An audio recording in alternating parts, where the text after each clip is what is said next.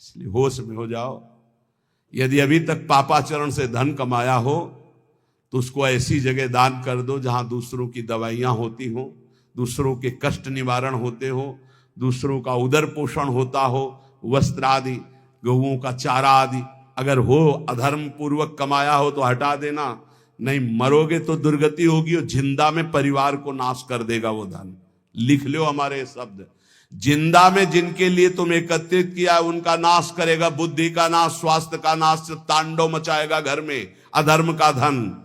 और मरोगे तब कह रहे हैं कि तुम्हारी दुर्गति कर देगा, वही अधर्म का कमाया धन या बैंक में रह जाएगा, उसका कमाने का जो कर्म था वो तुम्हारी दुर्गति कर देगा। महाराज अत्रि कह रहे हैं तस्मान ग्राह्य में वै तत् सुखमानंत्यमिच्छता, इसलिए परम सुख प्राप्ति के लिए अधर्म पूर्वक धन कमाने की इच्छा मत करो। अनंत महिमा में भगवान ने धर्म की स्थापना की, पहले धर्म फिर धन, धर्म अर्थ काम मोक्ष, पहले धर्म को आगे रख करके धन कमाओ। पहले था चाहे प्राण चले जाएं धर्म नहीं जाना चाहिए। देखा महापुरुषों को, गुरुजनों को, प्राणों की बाजी लगा दी, शहीद हो गए अपने राष्ट्र पर, अपने धर्म पर, अपने भगवत भाव पर। परः पराणाम पुरुषो यस्य तुष्टो जनार्दनः सा प्राप्नोत्यक्षयम् स्थानमेतत् सत्यम मयोदितम।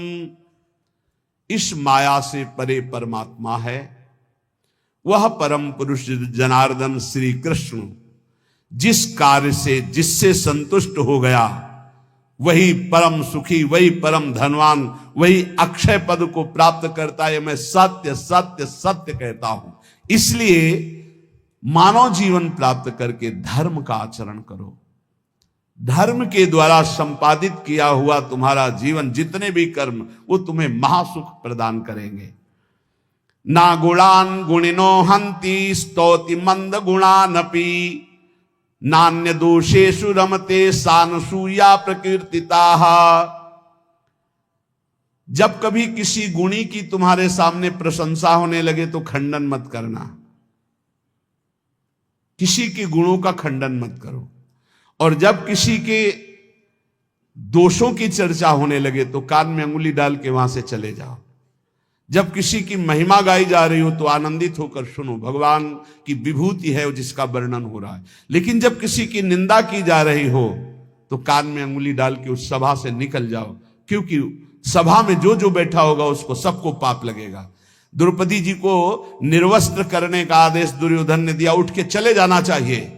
भीष्म जी को, द्रोणाचार्य जी को, अश्वत्थामा जी को, इन बड़े बड़े महापुरुषों को नहीं गए ना, नहीं रोका ना। कुछ भी हो, अगर भीष्म जी खड़े हो जाते तो किसी की ताकत थी बोले, परिणाम क्या हुआ? भगवान ने सबको मार के गिरवा दिया, सबको दंड भोगना पड़ा। जिस सभा में शास्त्र निंदा हो रही हो, संत निंदा हो रही, भगवत भक्त निंदा हो रही, धर्म की निंदा हो रही हो, आपकी सामर्थ्य तो उसकी जबान बंद कर दो, नहीं तो कान में अंगुली डाल उठ के चले जाओ। उत्तम बात यही, कान में अंगुली डाल उठ के चले जाओ, क्योंकि सामर्थ्य की बात कानून विरुद्ध हो जाएगी। कुछ भी करना कानून के विरुद्ध होगा।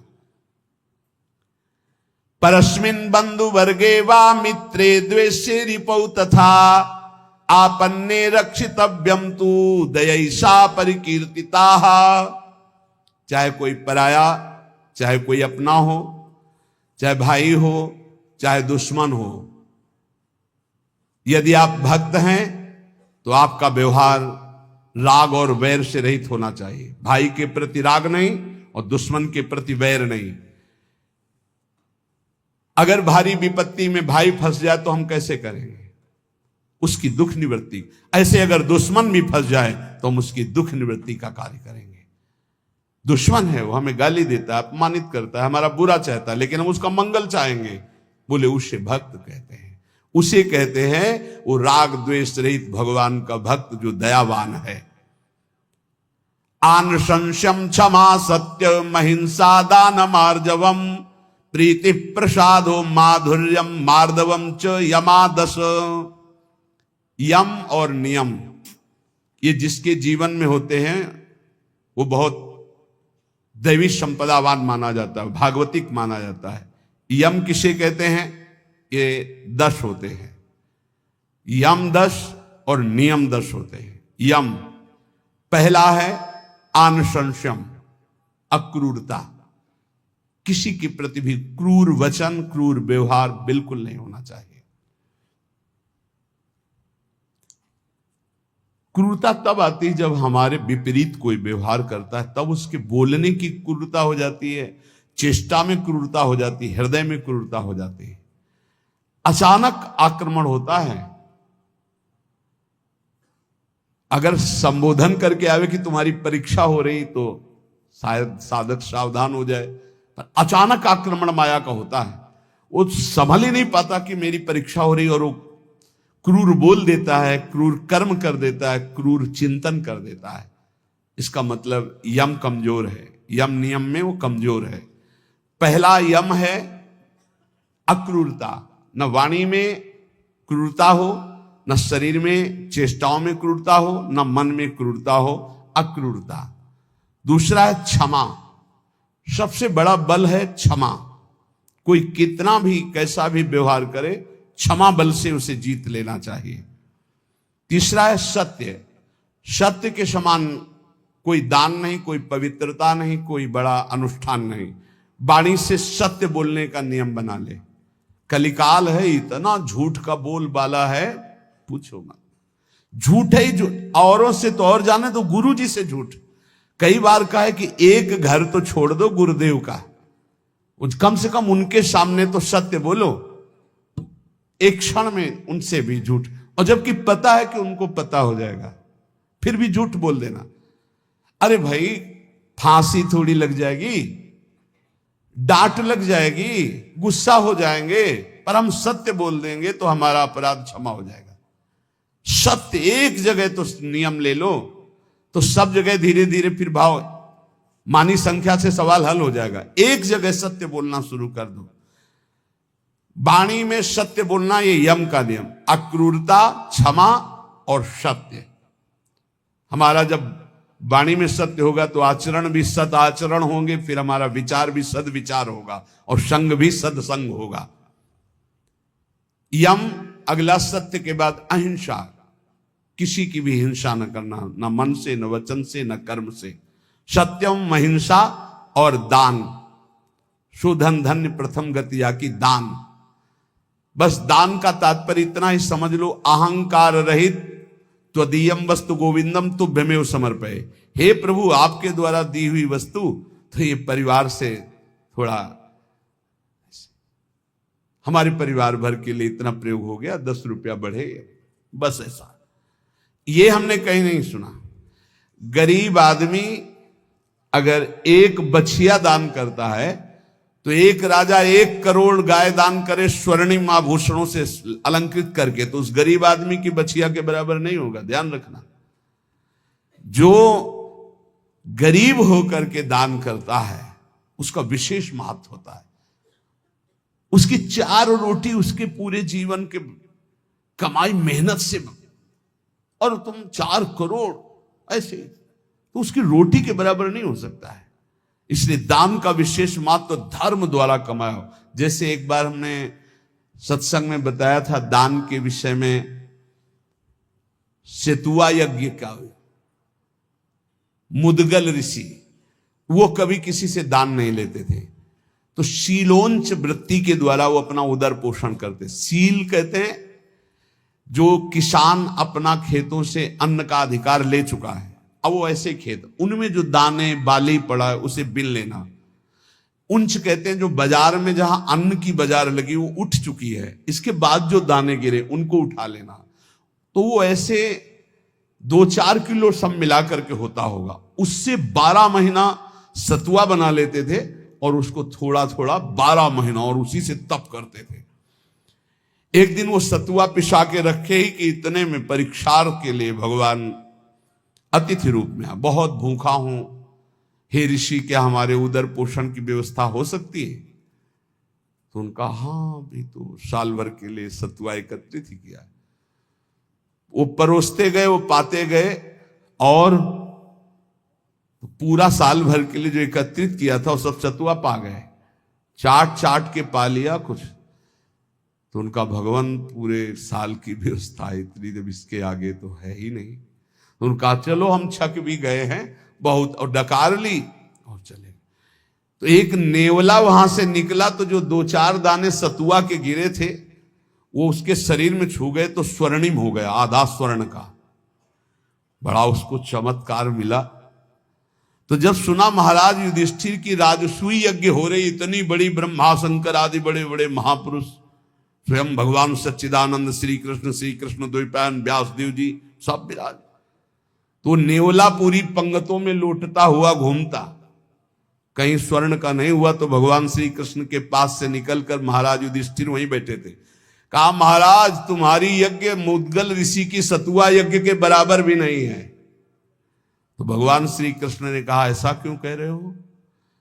आज तक किसी चक्रवर्ती सम्राट ने ऐसी यज्ञ नहीं की जिसमें स्वयं मैं विराजमान हूं और सब मेरी विभूतियां विराजमान है और सब शास्त्रीय पद्धति से हो रही, तुम ऐसी निंदा क्यों कर रहे हो महाराज राजसूय यज्ञ की, युधिष्ठिर की।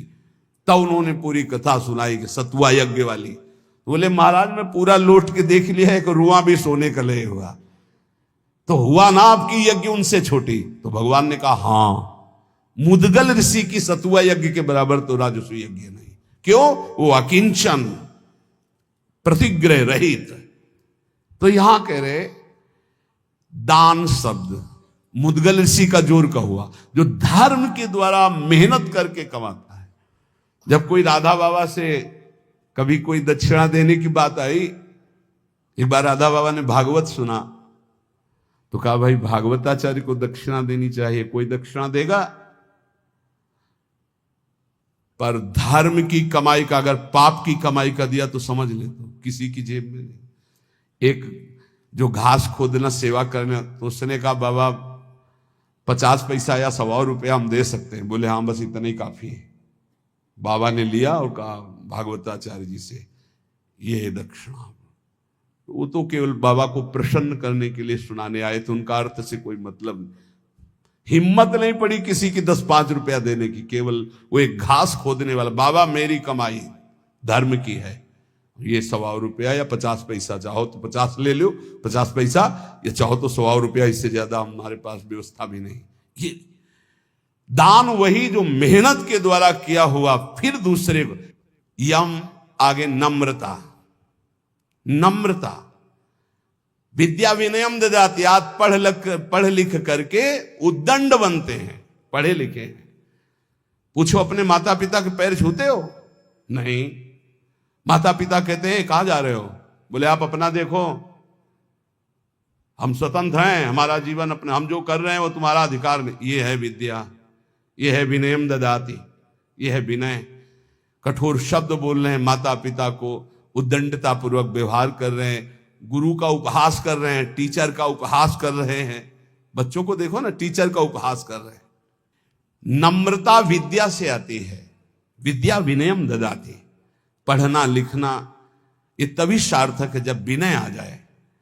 उल्टा हो रहा है, जितना विद्या घमंड बढ़ता चला जा रहा है, अहंकार बढ़ता चला।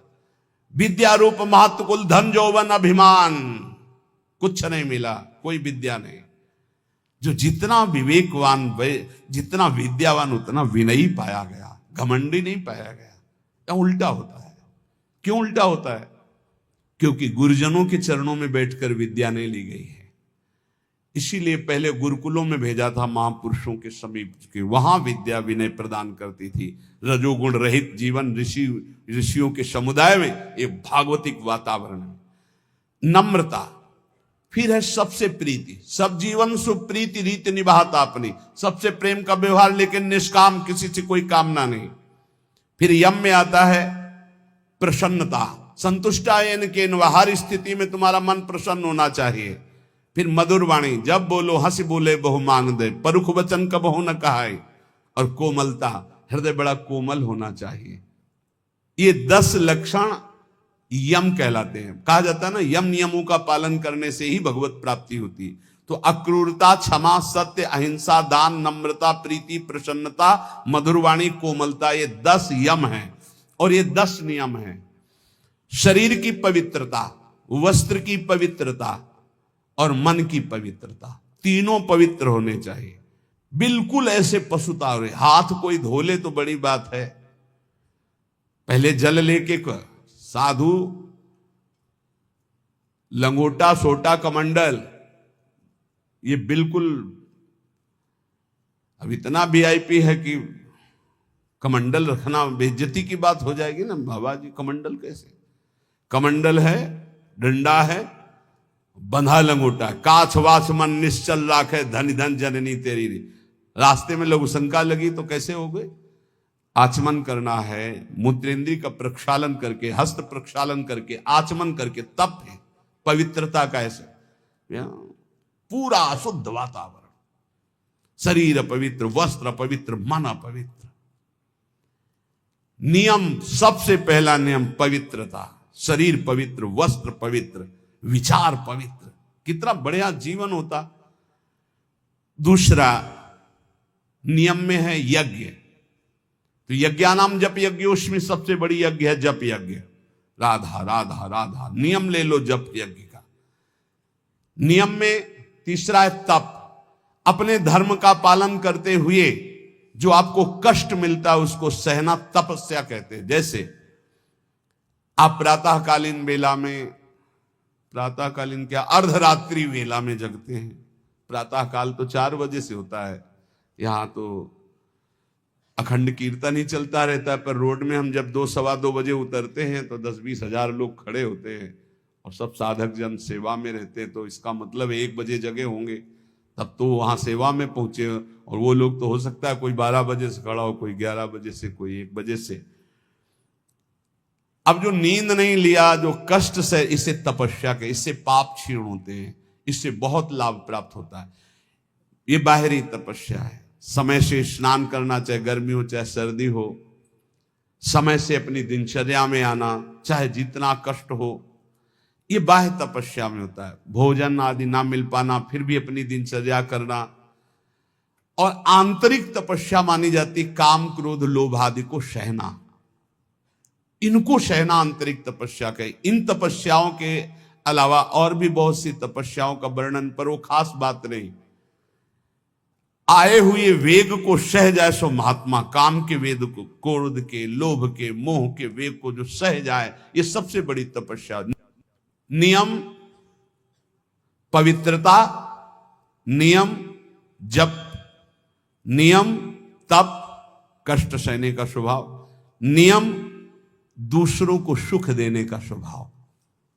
आओ बैठो बैठो, मृदु भाषण। आप जल पिएंगे? अच्छा, श्री जी का कुछ भोग लगा, आप थोड़ा प्रसाद पा लीजिए। मृदु व्यवहार, सरल व्यवहार। स्वाध्याय नियम, आपका नियम होना चाहिए स्वाध्याय का, ये नियम के अंतर्गत आते। स्वाध्याय नियम पूर्वक, और नियम जनेन्द्री का निग्रह अर्थात ब्रह्मचर्य। नियम में ब्रह्मचर्य व्रत बहुत जोर की बात। गृहस्थ है तो संयम पूर्वक विरक्त है, जनेन्द्री का संयम ब्रह्मचर्य, और मौन व्रत, वाणी का मौन व्रत, ये नियम। और अल्पाहार का नियम या उपवास का नियम, बहुत बड़ा भजन में इसका प्रभाव पड़ता है।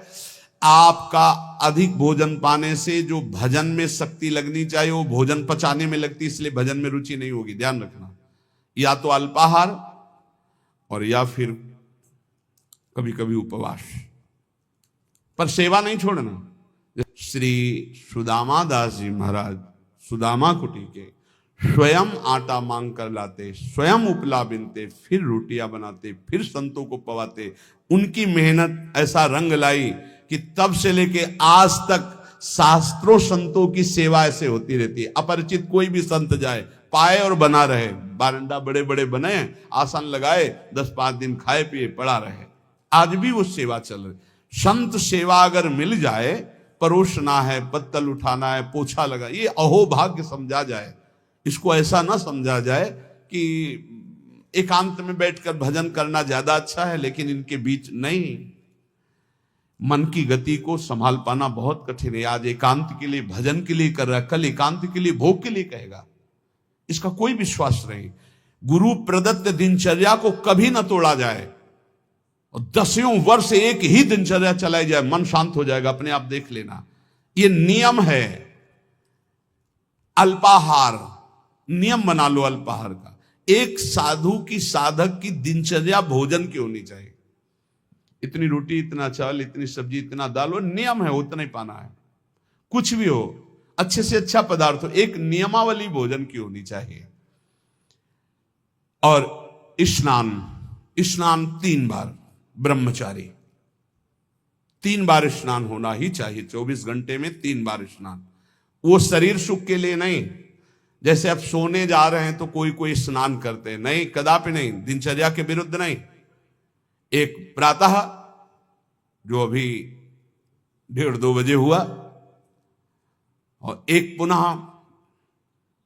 अगर आपका दिनचर्या का क्रम में 8 बजे, 9 बजे, 10 बजे जैसे स्नान का हो, फिर एक सायं 4 बजे, 5 बजे, बस। अपने का तो 2-3 घंटे बाद ही पुनः स्नान होता है, फिर सायं होता है। 3 स्नान जीवन हो गए, 3 स्नान जीवन। अगर कहीं पेट खराब हो गया तो जय बार फिर अर्ध स्नान करना ही करना है। ये 10 नियम और 10 यम ये साधक के जीवन में होने ही चाहिए। नियम पवित्रता का, जप का, तप का अर्थात कष्ट सहने का, दूसरों को सुख देने का, स्वाध्याय करने का, ब्रह्मचर्य का, मौन का, उपवास का, स्नान का, ये नियम होने चाहिए।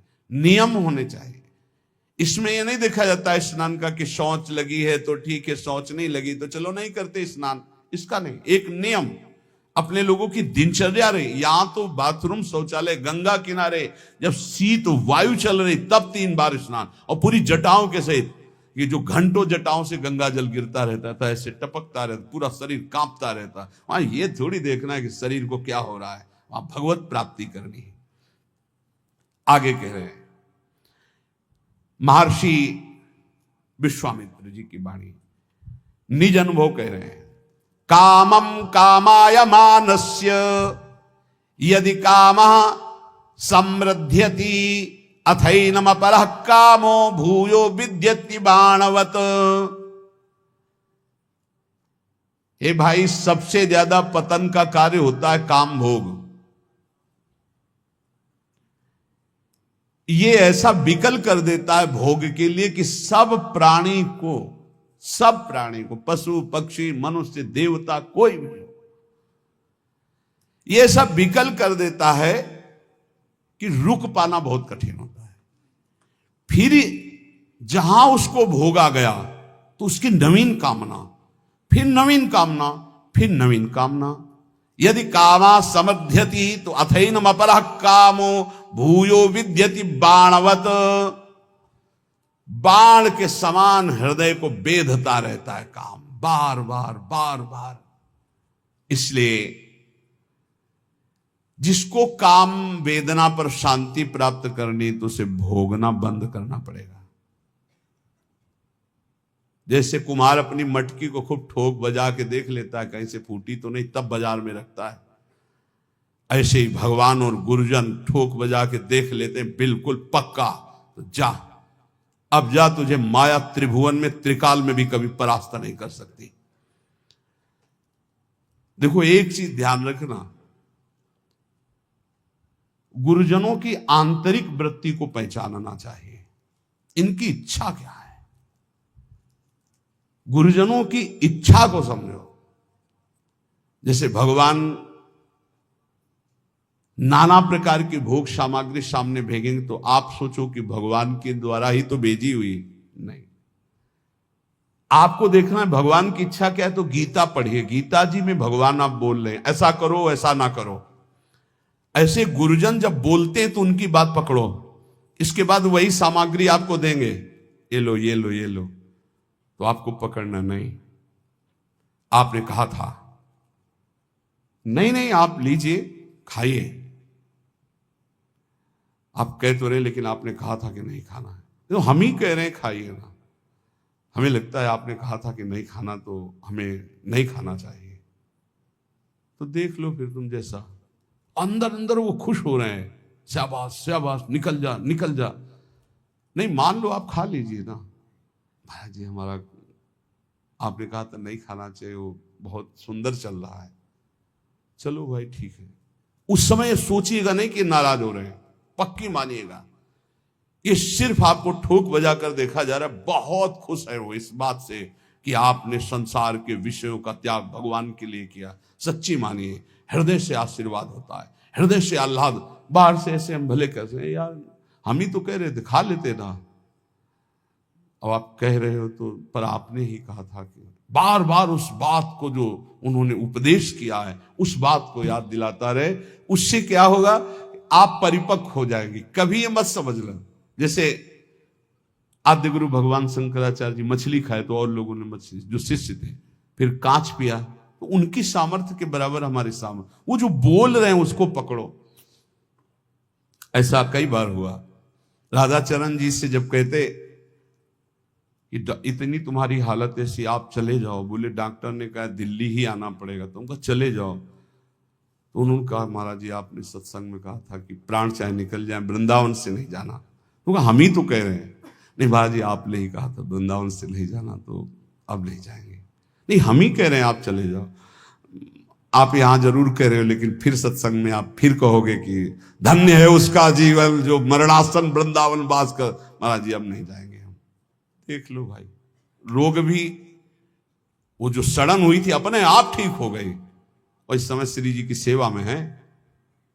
ये सब हितजू के महल में विराजमान है। सब हरिवंश महाप्रभु के श्री हरिवंश शरण जे आए, श्री वृषभान कुंवर नंद नंदन निज कर अपनी चिट्ठी चढ़ाए।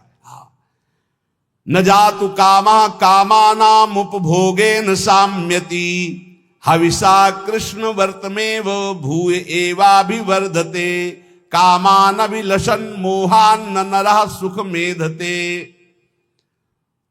जो कभी ये सोच लेता है कि एक बार भोग लूं मेरी इच्छा शांत हो जाएगी, बहुत धोखे में हो गया, दलदल में कूद गया। अब जैसे आग में घी डाल दे तो प्रज्वलित हो जाती है। जे ही भोग की कामना से भोग मिला, वो आग पैदा हो गई कि वो भ्रष्ट होता चला जाएगा। इसलिए उपासक को चाहिए कि जब सैकड़ों बार भोग के रोकेगा तो सैकड़ों दिन रोना पड़ेगा, तब जाके कहीं ठीक हो गए। उसका पाप भी बन गया, उसका अभ्यास बन गया, उसका स्वाद मिल गया, बहुत समय लगेगा। और पहली बार में ही यदि रोक लिया तो ऐसे चट से निकल जाओगे। इसलिए भोग की आकांक्षा उत्पन्न होने पर उपासक को पहली वृत्ति में ही रोक लेना चाहिए।